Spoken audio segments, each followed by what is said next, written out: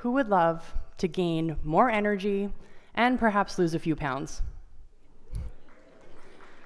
And who knows at least one thing you could do to move you toward that goal? Great. So why don't we do it? This is the question that I have pursued over the last 9.5 years practicing as a holistic nutritionist and life coach. I think we can all agree, our health is valuable. I mean, it's our health, but how we treat it is kind of like taking out the trash. First, we ignore it, then we push it down, and then it gets unruly. We know we should deal with it, but we don't, and eventually we're forced to. The fact that we are similarly ignoring our health is becoming more and more obvious. In 2012-2013, the CDC reported that 70.7% of adults in the United States are obese or overweight, and Canada is not far behind. Preventable diseases are our largest killers, and 91% of women hate their bodies. Perhaps the most frightening statistic, almost 18% of children aged 6 to 11 are considered obese. This is not okay. When we feel good, we live each day as the best version of ourselves. Who wouldn't want that? We're a more patient parent, we model better behavior, and we're a more present spouse, coworker, and friend. And these are just the connections we know of. When you feel good, you just might smile to a stranger on the street, and you never know the impact that that can have. This is the kind of world that I want to live in. Humans are meant to evolve. We are driven to better ourselves, and growth is a fundamental setting that we were all born with. Without this pursuit of growth, we feel listless, complacent, and depressed. So let's revisit my original question. Why don't we do the things we know are good for us? First, we need to get a hard truth out of the way. Maybe, just maybe, you don't actually want what you're striving for. Can you relate to realizing that eating snack packs and carrot sticks 3 meals a day and saying no to going out to dinner with friends, again, just isn't worth the last 10 pounds? It's not a bad thing to come to this conclusion. It's a perfect practice in priorities. And we are allowed to change our priorities at any time. But what if we really do want to change? What I've seen is that there has been a pattern in those people who have successfully and sustainably transformed their health. Not only do they feel better, but they have a better overall quality of life, and they experience more joy and more happiness in their everyday. I've seen that the singular key to long-lasting health and happiness is connection. And it's connection to yourself. Over nearly a decade of seeing clients one-on-one and teaching workshops and retreats, I've found that I've taught the how-to mechanics of health less and less. Instead, we talk about resilience, habits, worthiness, and relationships. Now, yes, of course, you must ensure that you have the foundational knowledge and skills, which, by the way, is not eating carrot sticks to lose weight. But the mechanics are often far more simple than people assume. All you really need is one small tool to meet daily, one small action, and that's it. So with even this, why are we not successful? In order to more deeply understand connection, let's for a moment talk about disconnection. Have you ever sat in front of the TV to eat a meal and all of a sudden you realized you finished and you only remember taking the first 2 bites? Or perhaps you're waiting in an elevator and everyone has their phones out because waiting for 30 seconds was too long. Or, like I've done, you start scrolling on social media and all of a sudden 30 minutes goes by. Disconnection is seated in our lives in these small moments. Disconnection can seem harmless in these instances, but it is a sign of a deeper unwillingness to be present with ourselves. And this can have graver consequences. In my late teens and early 20s, I manifested this disconnection as an eating disorder. Not listening to your body's basic hunger cues is a pretty good sign that things are out of balance. One day I overheard a classmate say, "Oh, I'm not eating. I've had my calories for the day." Wait, what? You can just not eat because you've had enough? In hindsight, this is one of the things that sparked my decision to restrict. And in some ways, doing so was effortless for me. I just chose what was enough, and that was it. And to be clear, I have a good relationship with my family, and it was a happy time of my life, but it was not a foundation for fulfillment or growth. I was stuck in the same negative cycle, day in and day out. And I felt like a hamster on a wheel with no way off.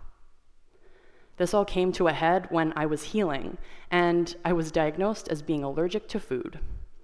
Yep, it is possible to be allergic to everything. I couldn't understand how something so drastic and debilitating had happened until one day when I was sitting in a continuing education course.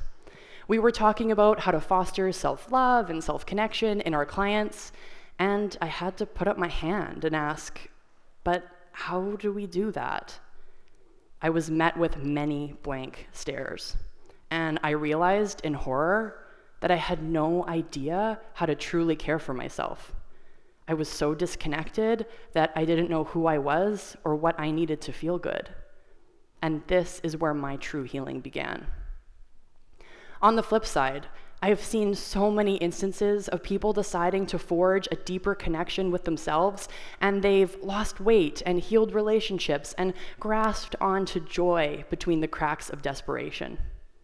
One of my clients, we'll call her Sophie, she came to me a few years ago with the goal of losing weight. I think she wanted to lose 40 pounds. Over the first few sessions, we started to talk about setting better boundaries and the relationships in her life. And there was one in particular that was a huge source of stress for her. The relationship with her brother was filled with codependent behavior and passive-aggressive tendencies. By the time that Sophie and I concluded our work together, she had healed the relationship with her brother, and they were now speaking and supporting each other in a way that they never had before. Oh yeah, and she lost weight too.